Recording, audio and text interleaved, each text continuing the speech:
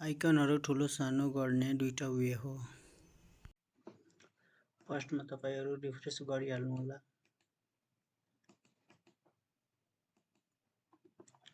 अनि right click गर्नुहोला।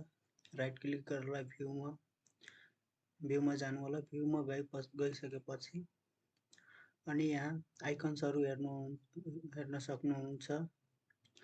Large icons लार्जमा गर्नुहुन्छ भने लार्ज एकदमै ठुलो भइहाल्छ हैन। अनि फेरि राइट क्लिक गरेर अनि मिडियममा या स्मल साइजमा तपाईहरु चाहिएको आइकन युज गर्न सक्नुहुन्छ। एकदम सानो भइसक्यो यहाँ।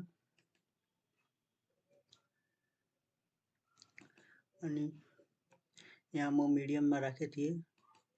मेरो मिडियममा नै राम्रो मलाई लाग्छ, त्यही भएर म मिडियममा राखेको छु। अनि अर्को वे एउटा फेरि रिफ्रेश गरिहाल्नु होला। रिफ्रेश गरिसकेपछि अनि फेरि कन्ट्रोल थिचेर अनि माउस व्हीललाई तल वा माथि गर्नु होला। तल माथि गरेपछि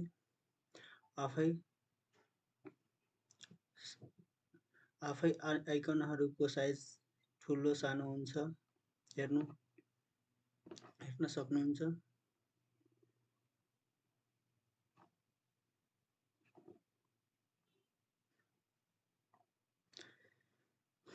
ल तपाईहरु राम्रो लाग्यो भिडियो भने लाइक गर्नुहोला, शेयर गर्नुहोला अनि सब्स्क्राइब पनि गरिदिनु होला। किनभने हामीहरु यस्तै भिडियो हाल्ने गर्छौं।